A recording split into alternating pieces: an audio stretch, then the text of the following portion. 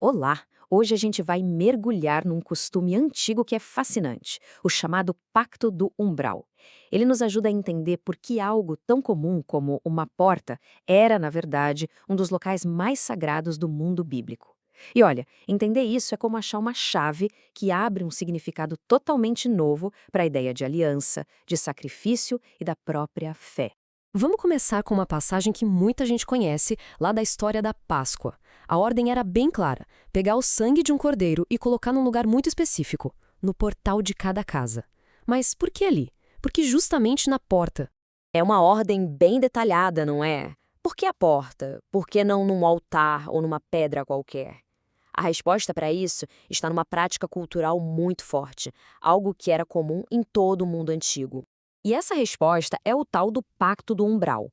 No Antigo Oriente Médio, a entrada de uma casa ou de uma cidade não era só uma passagem, não mesmo.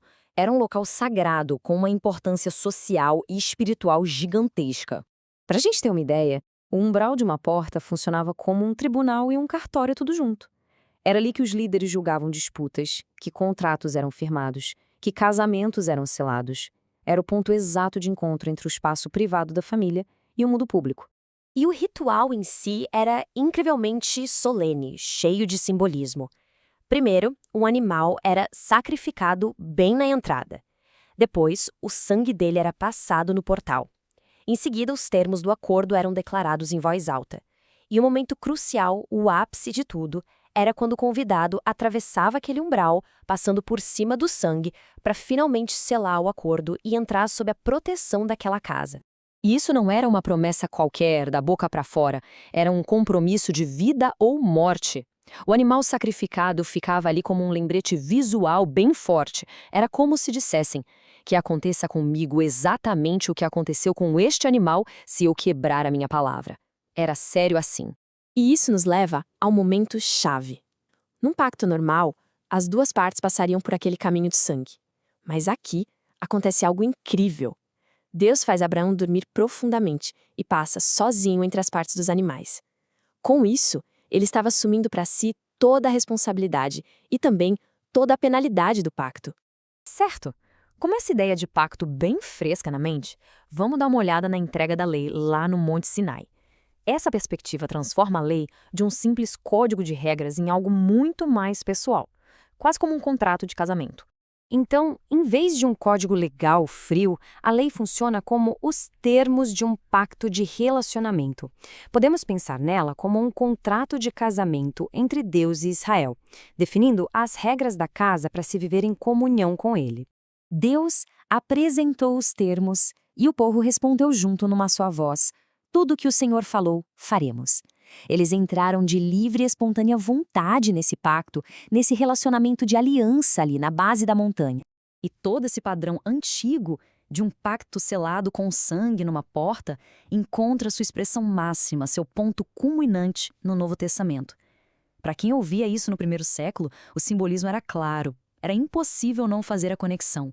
Quando Jesus fala "eu sou a porta", ele está se identificando diretamente com o elemento central do Pacto do Umbral. Ele não está só mostrando um caminho, ele é o próprio umbral para se entrar na casa de Deus e nesse novo pacto. E aqui, ele apresenta o próprio sangue como sacrifício, que sela uma nova aliança, uma aliança universal.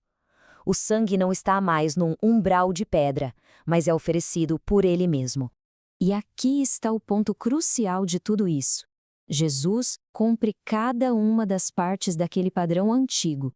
Ele é o cordeiro sacrificado, o seu sangue sela o pacto e ele é a própria porta de entrada para o relacionamento com Deus. Tá, mas e hoje? O que isso significa para nós? Entender o Pacto do Umbral transforma a fé de uma simples crença mental em uma ação decisiva. É uma travessia. No mundo antigo, existiam basicamente duas opções quando alguém encontrava o sangue num umbral. E a atitude da pessoa comunicava, sem precisar de palavras, qual era a sua intenção. Passar com cuidado por cima do sangue era um ato de honra.